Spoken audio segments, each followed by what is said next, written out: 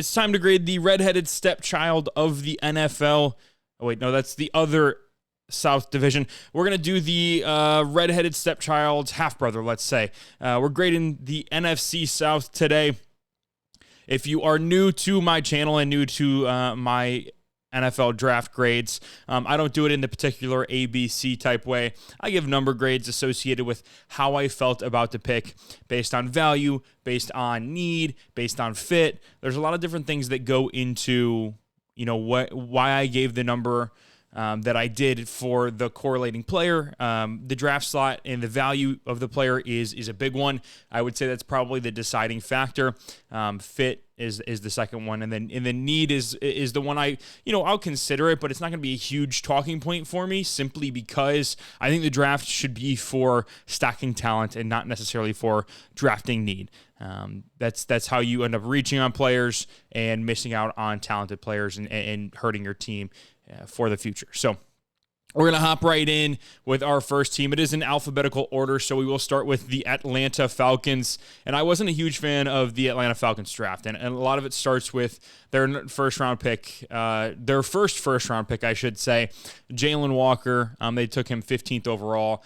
I'm not a big Jalen Walker fan. I had him 57th on my board. Taking him at 15 is a massive reach. That's 42 spots. That's a 1 in my book. I cannot get behind that, especially for a player who, as an edge rusher, has a lot of work to do to show me that he's ready to be there. He's got a tweener body, right? And he doesn't have the long arms.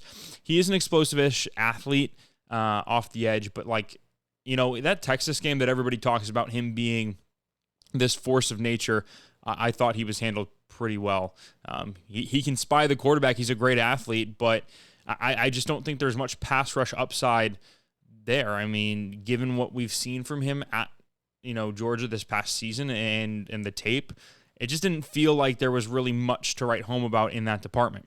And then as an off-ball linebacker, I really don't think he plays the position well. I think he's lacks the instincts to be, a high-level NFL linebacker, and I don't think he plays coverage well. I think he reads the run a little bit slow. As a tackler, he's pretty good.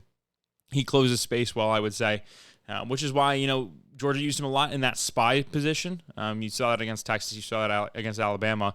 He would, either delayed blitz or just kind of sit in the middle of the field until the pocket collapsed and he had a straight line at the quarterback, and then he closed that space really quickly. I will give him that. He is very fast in a straight line. But as a edge rusher, I just don't see it. And as a off-ball linebacker, I struggle to see a first-round grade on him. He very much would not have been my number one linebacker in this class. That is Jahad Campbell by far. To be honest with you, I don't even know if he would have been top 5. I just was not impressed with his off-ball linebacking tape. And then as an edge rusher, I think I ended up having him as edge 14 or something. I had him similarly graded to Shamar Stewart. But with Shamar Stewart, there's at least that he can set an edge and be a really good run defender. And he did show some ability to get after the quarterback using power. And it's just about developing the toolbox, so to speak.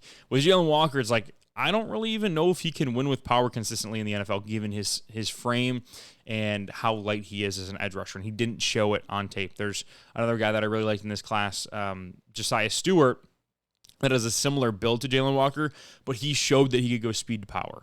Jalen Walker didn't do that. And so it's a lot of projection. It's way too much projection for me at the 15th overall pick for a guy that's got a tweener build. Now, their next player, I thought that was a good value pick. The process behind it was just so flawed that it almost devalued taking the player. And that was when they took James Pierce Jr. with the 26th pick, trading back into the first round, but trading a 2026 first-round pick to do so. Now, I like James Pierce as an edge rusher. I think he's going to be a solid number 2 in the league. I don't see the value in trading back into the first round with a future first-round pick to do so. And the likelihood is that they wouldn't have been able to get it done if Atlanta didn't give up that first-round pick next year, because the Rams had to drop so many spots. But, I mean, that was a fleece. The fleece of all fleeces to drop back out of the first round, pick up an extra first-round pick next year. For Atlanta, and I understand that you needed edge rusher desperately. Your edge rushing room is awful. You couldn't get after the passer. But the process behind it and the player you took, before James Pierce, it just didn't make a ton of sense. Like, I would have almost been okay with them taking James Pierce at 15, which it sounds like they were kind of deciding between Walker and Pierce at that spot, with taking him at 15 and then just waiting until the second round whenever they picked to see who fell to them as an edge rusher. And, we'll get into it with the next team we talk about, but there was a couple of good ones that I really liked on the board that I think give you more than Jalen Walker does. James Pierce is a player, plays with a lot of power. He can go speed to power. He's got a good explosiveness. He just doesn't have that elite bend that you really look for. I thought he struggled to win with finesse. And if you can only win with power, that's a great baseline, but you need to have a little bit more in the tank where you can counter moves, where you can go inside, where you can win over that top shoulder to be an elite edge rusher. As is, I think he can be a really good number 2. Like, he's going to be the top tiers of number 2s, but he's going to be in that bottom tier of number 1 if he has to be a number 1. But I do see a potential for double-digit sacks down the road for him just because he is so heavy-handed, plays the run well. Especially for a guy who's a little bit lighter. I think he played in the 240s or maybe low 250s. He was able to set an edge. He was able to play with a lot of power. So he fell for character reasons. It was nothing about the actual game. So if he's willing to put in the work, this could end up working out well for Atlanta. And then in the third round, they went and got Xavier Watts, who is my number 3 safety in this class. He was actually tied number 2 with Kevin Winston Jr. I love Xavier Watts as a free safety. His ability to ball hawk and track the ball and anticipate the quarterback was, I think the best in this class. His ability to play center field and really shut down anything in between the numbers was his, and he played that so well. As a run stopper, that's not really his game.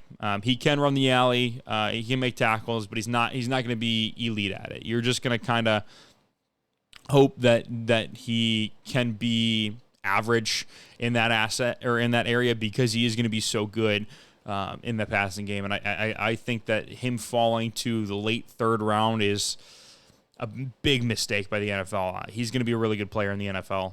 And I was shocked that the Bengals passed on him, given that Al Golden coached him at Notre Dame. But they decided that they didn't need safety at that spot. And, the Falcons ended up getting a really good player to pair with Jesse Bates as well. That's going to be a fun safety duo back there. And then in the, they double dipped on safety. I guess they thought their safety position wasn't good enough.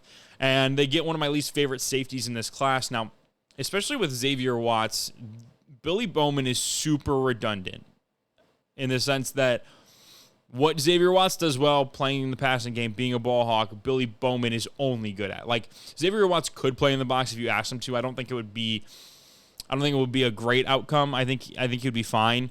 If you ask Billy Bowman to play in the box or as a nickel, it is going to be atrocious. He's a liability on the field. He cannot tackle. He's got some of the shortest arms you will ever see at the NFL level for a safety.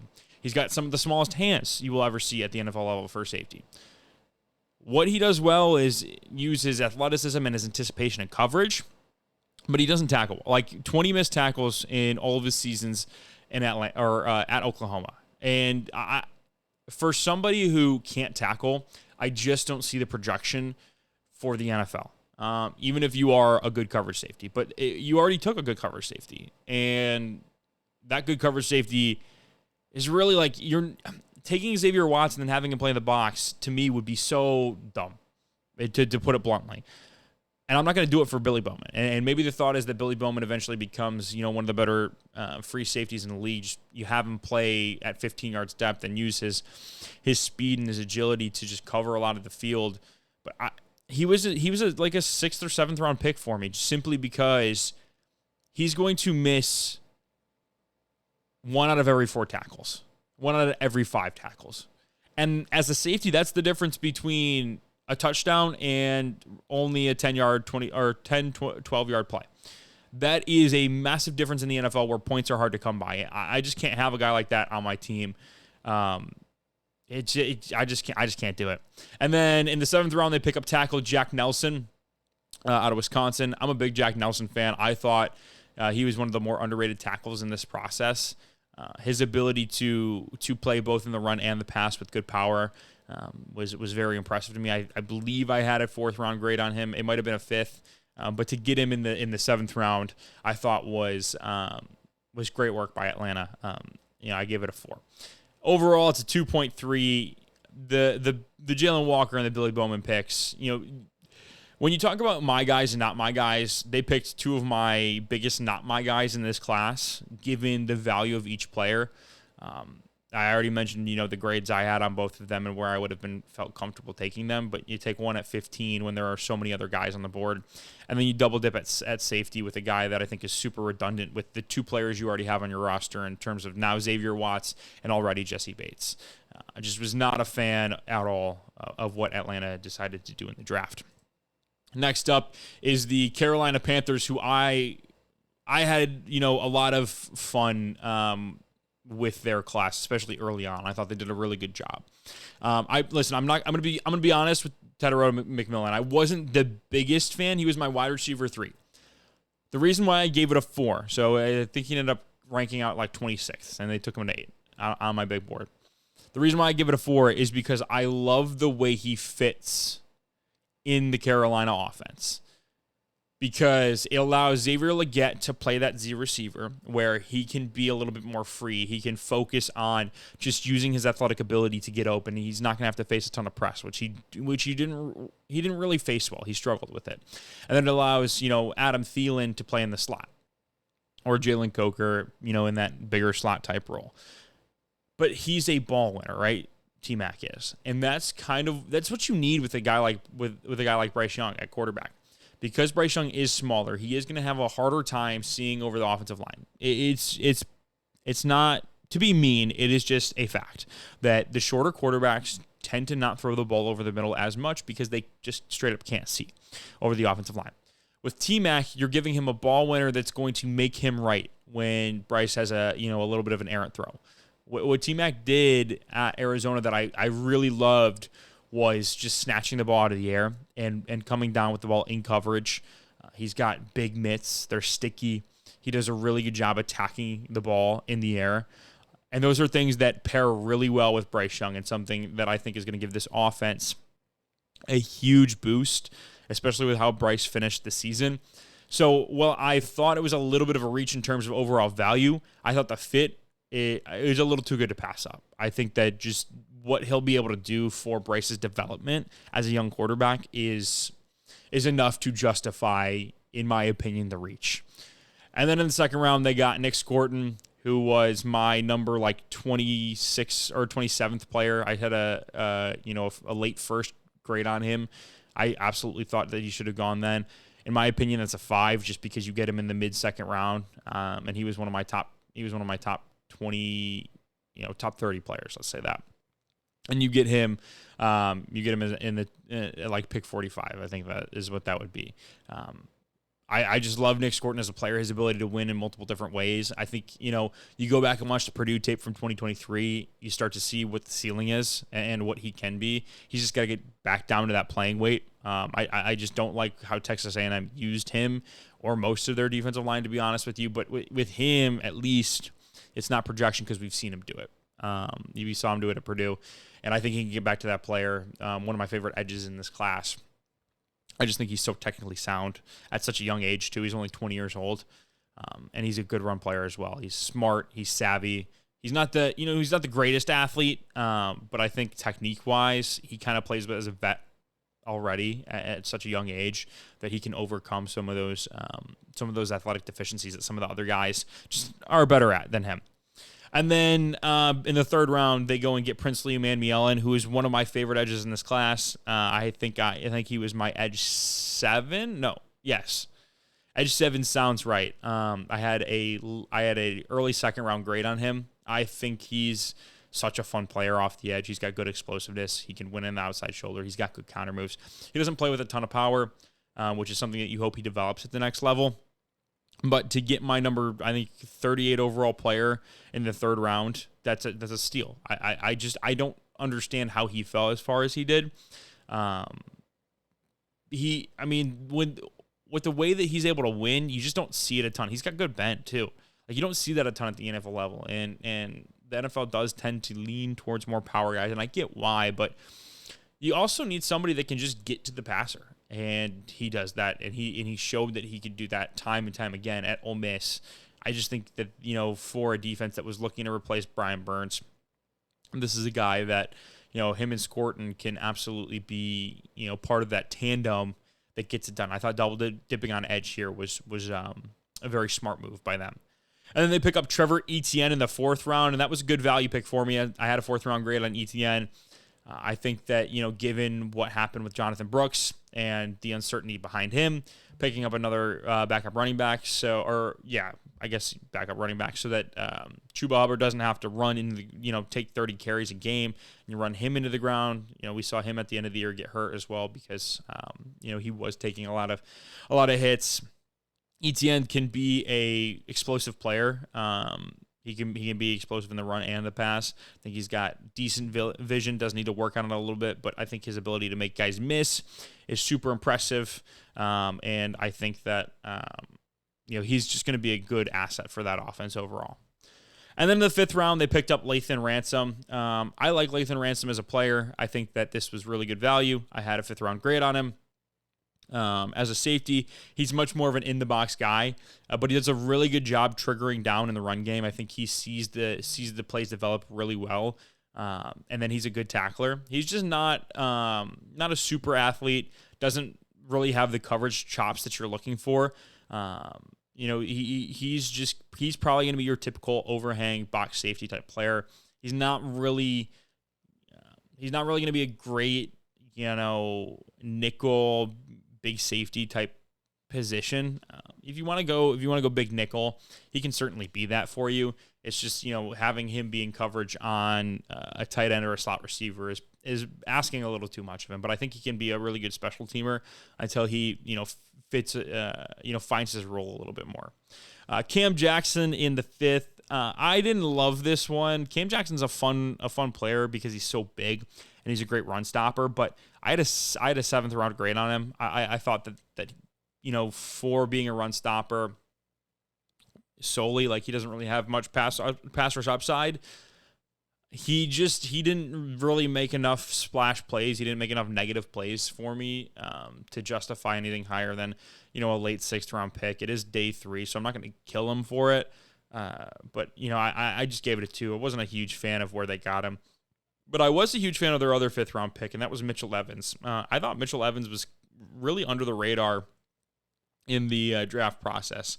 Coming into the 2024 season, a lot of people were talking about him and Colston Loveland as the top 2 guys in college football as tight ends. And, I don't think he played poorly. His ability to play in line, block, do all the dirty work that you want your tight end to be able to do. I thought it was, NFL ready. I really truly think that he can be a tight end 2 on day 1. I don't think he's got much tight end 1 upside simply because he's not the athlete, but I think he can absolutely be a valuable part of your offense, get you 300-400 yards, be a good blocker. I thought that, teams didn't give him enough credit. They went with better athletes before him, which is fine. But I think that he's going to be a valuable piece to this Carolina offense. He's going to work in tandem with Tommy Tremble. They're going to have a nice 1-2 punch at that tight end position. So I gave it a 4. I really like that pick. I had a 4th round grade on him. So a little bit of a voice crack there. Excuse me. And then I didn't get to Jimmy Horn. As I mentioned with LaJohntay Webster in my last episode, I watched a lot of Colorado tape for Shedeur Sanders. I think Jimmy Horn's a fine player. I don't know if I would have had a 6th round grade on him, but I was not able to watch him, so I'm not going to give too much opinion on that. Next up, we got the New Orleans Saints. The Saints had a little bit of a mixed bag in terms of their draft. I really liked some of their picks. Didn't love some of their other ones. Thought they made a couple of reaches that I didn't agree with. But, it is what it is, right? That's kind of what the draft gives you. Their first overall pick, they took Kelvin Banks Jr. He was my tackle 2 in this class, and he went as tackle 2, he went as tackle 3. He went behind Membu. But Banks is a super solid player. I thought that he didn't get enough credit for his run blocking ability. He does have to clean it up a little bit, but I thought that there was a good baseline there. He's able to move guys. He plays with good leverage. He's just got to work on his really leg drive and creating more space and being a mauler, right? But as a pass protector, I thought he was superb. I thought his ability to get out of his stance, explode out, use his athleticism, he mirrors really well. He's got the long arms. He can stab really well. He has a couple of moves, counters, right? I thought he showed a lot of veteran presence at the left tackle position for being such a young player. And he consistently did that for Texas. And a lot of the sacks against him are on Quinn Ewers. And I thought that people unfairly credited them to him simply because it was the guy that he was blocking that made the sack. And it was, the lack of context is that Quinn Ewers stepped right into the guy because he's got some of the worst pocket presence you'll ever see. But I think that Kelvin Banks is, you pair him with Talisi Fuaga, and you're feeling really good about your left and right tackle combo for the future. And maybe it's for this quarterback in the second round, the 40th overall pick. They took Tyler Shook out of Oregon, out of Texas Tech, and Louisville. I believe I covered all those bases there. So Shook is, an older guy, right? He's 25 years old. He's been around the block. He was in the same recruiting class as Trevor Lawrence, is it? Something like that. He played with Justin Herbert at Oregon. That's pretty much all you need to know. What Shook does really well is have a cannon of an arm, make really difficult throws consistently, and he played well within the offense for Jeff Brom at Louisville. Now, obviously, it's a Jeff Brom offense, super quarterback friendly. Quarterbacks tend to have a healthy season with him. You look at Aiden O'Connell, you look at some of the past quarterbacks that he's been able to work with. I just completely blanked on all of them, besides Aiden O'Connell before that. But he's what you would call a quarterback whisperer. Guys tend to play really well under his system. And Tyler Shook is like those other guys. Now, Shook, I think, had a little bit more arm talent. The major knock on Shook is besides his age, is the injury history. He's consistently getting hurt. But it's also the fact that once or twice a game, his brain will short circuit and he will make just the dumbest decision you will ever see on a football field. Like worse than Will Levis type stuff. The reason it didn't get too, and you saw it in the combine video, right? Like there are just moments in time where his coordination leaves his body and it's unexplainable. It's inexplicable. There's no rhyme or reason for it. It happens. The 90% of the time that's not happening, it's more, but the other 90% of the time he's playing really well. And I get why the Saints did it. I just think that given his age, given that he's probably reached his developmental ceiling, and given those wacky, unexplainable one or two plays a game, he had a third round grade for me. And so going early in the second round, I didn't love. It was really more like a mid third grade. It's a little high for me, so I gave it a 2. I can see the reasoning behind it. You have a lot of uncertainty at your quarterback position, even though I like Spencer Rattler. Probably would have the same grade. I think I had the same grade on both of them, roughly. But you get your quarterback of maybe the future. We'll see how it works out. Wasn't a huge fan of it. Then in the third round, they get Vernon Broughton, who was a top 50 player for me. And they get him early in the third round. I thought that was a steal. He's such a good run defender. He's able to lock out his arms with power, ferocity, quick too, explosive hands.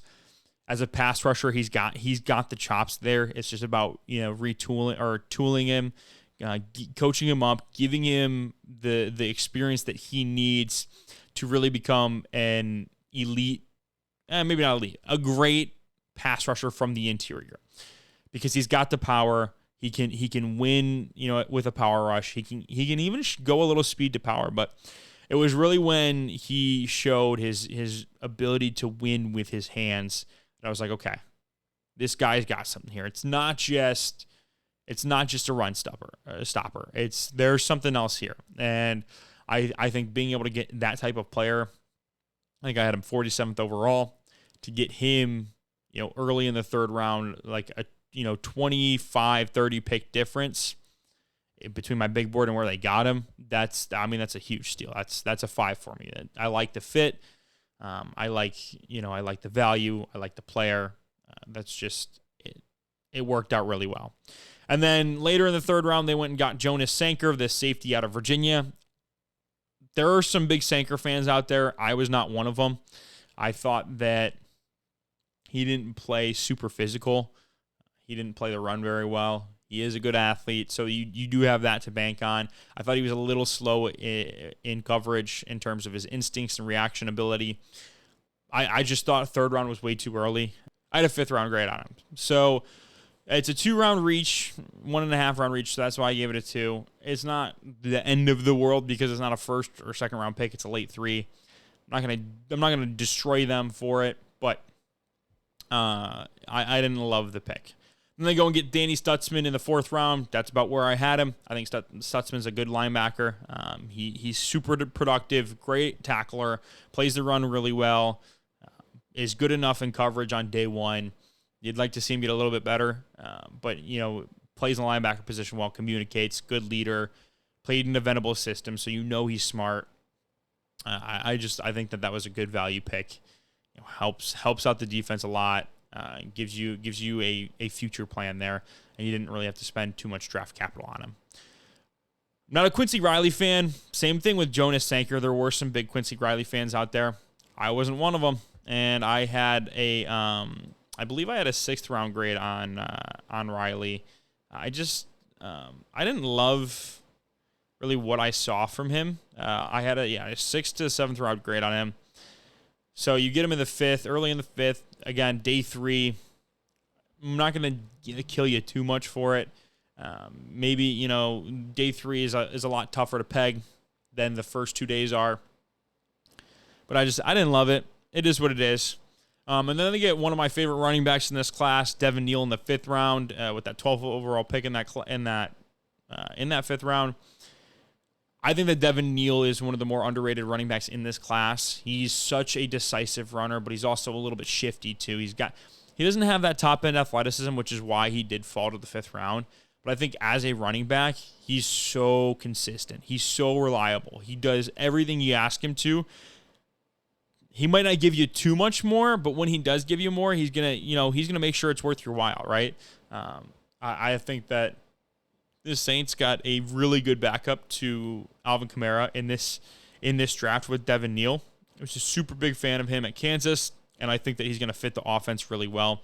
He's more of an outside zone guy, but he can run in both zones, and he's even a little bit of a pass catcher too. He showed some ability to make some guys miss after the catch. He's going to be more of a check down receiver though than an Alvin Kamara, where he can actually go out and run some routes. But that was a good pick. I loved the value there. He was like my 77th overall player. He was in that same grouping of Dylan Sampson and Quinshon Judkins, who went a couple rounds before him.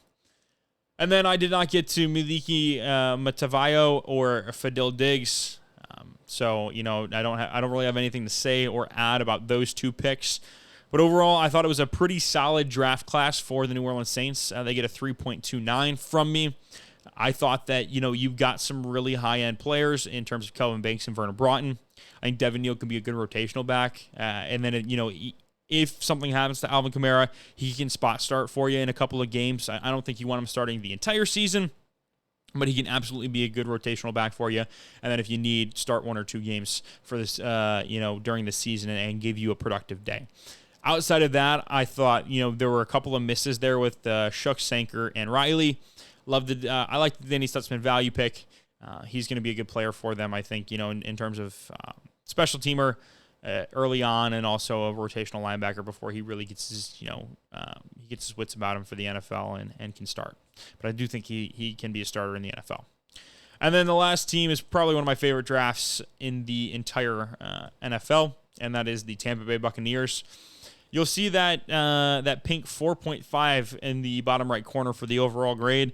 And the only way you can do that is by having a lot of 4s and a lot of 5s. And fortunately for them, they had a small class, and so there wasn't a lot of room where they could mess up. But based off of the guys they got, they took a lot of my guys in this class, and they got him at great value too. So when you talk about Emeka Egbuka, he was my number 13 overall player. They got him at 19, so they even got a little bit of surplus value on him there.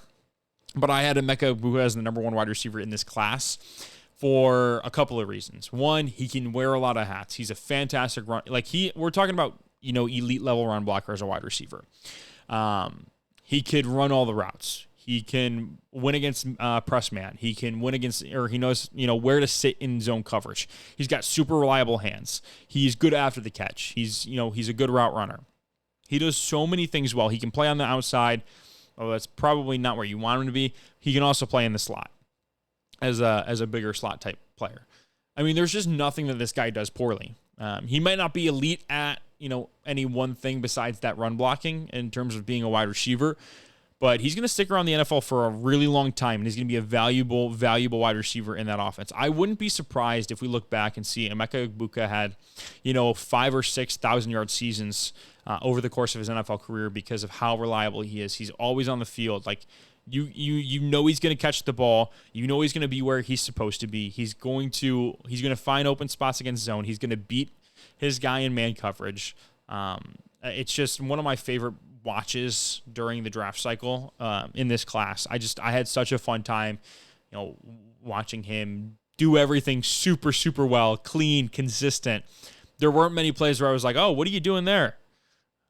It was a lot of, yep, that is, that's typical Emeka, right? And that was kind of what I thought Tampa Bay did in this class. They got guys who are super consistent, and I think they even hit on a couple of upside picks, one being the next one. Benjamin Morrison is a late second-round pick in this NFL draft only because of his hip injury, right? If he is healthy, he is a first-round pick, bar none. There's no question about it, because his man coverage ability is the best in this class without question. He's got some of the best hips you will see out of a college corner. His ability to stay in phase, his recovery, his press, his mirroring, like all of the stuff that you ask out of a man cover corner, he does really well. Now he's a little bit smaller. It's like the one nitpick you have with his ability in man coverage. But other than that, he does everything at a really high level. Now he's got this injury to the hip. How that's going to affect him, I'm not sure. I trust modern medicine, but guys after injuries sometimes are different, and there's really no way to know that. You can't predict something like that, until you're a couple of months, couple of years down the road, and it's like, hey, and you never really got back to 100%. But to be able to get him in the late second round when I had a first round grade on him, I think it was a first/second round grade simply because of the injury. Early second, phenomenal player. I mean, we're talking about, I think I had him as CB3 in this class. I felt that highly about him. And then they get Jacob Parrish, who I was a huge fan of. They just took a bunch of my guys. I told you, I love Jacob Parrish. And in terms of value, I thought he was a top 64 player in this class, or somewhere around there. I think it might have been top 70.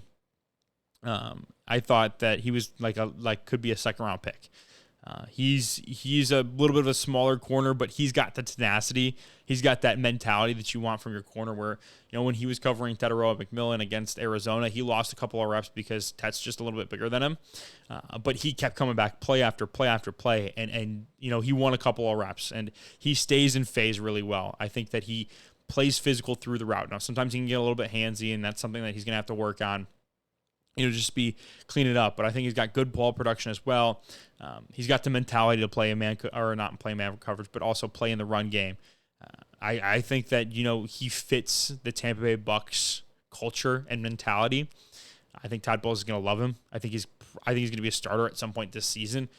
One of my favorite corners in this class was Jacob Parrish, and I didn't think he got enough love, but I think he's going to a really good spot, and I really like that pick.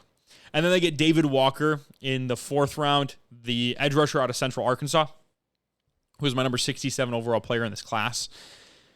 And the reason why I think he went as late as he did was because there was a big question about, A, he's got a weird frame, but also, B, what do you do with a guy that dominated mid-level FCS competition, right? It's not like he was playing in, the big sky of MVC. He wasn't playing those top tier opponents every single week, but he won all the time. I mean, he's ridiculous. His speed, his power, like as an edge rusher, his style of play feels like it's going to translate to the NFL really well. Like he's able to win in so many ways. Now, the question again, is he going to be able to do that against NFL tackles?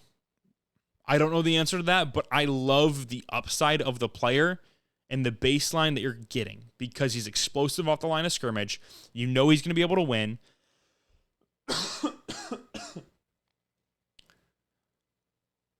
You know he's going to be able to win in a variety of different ways. It's just about, can he consistently do it against NFL tackles? And if he can, this is going to look like this steal of the draft because you got him in the 4th round. If he can't, he's still going to be a good rotational piece because he's got those athletic traits that you look for. Super fun player. If you haven't, I would go back and watch his Central Arkansas highlights just to kind of get an idea of what kind of player he is. So fun. And then another player I was a super big fan of was Elijah Roberts out of SMU. He was my 88th overall player in the class.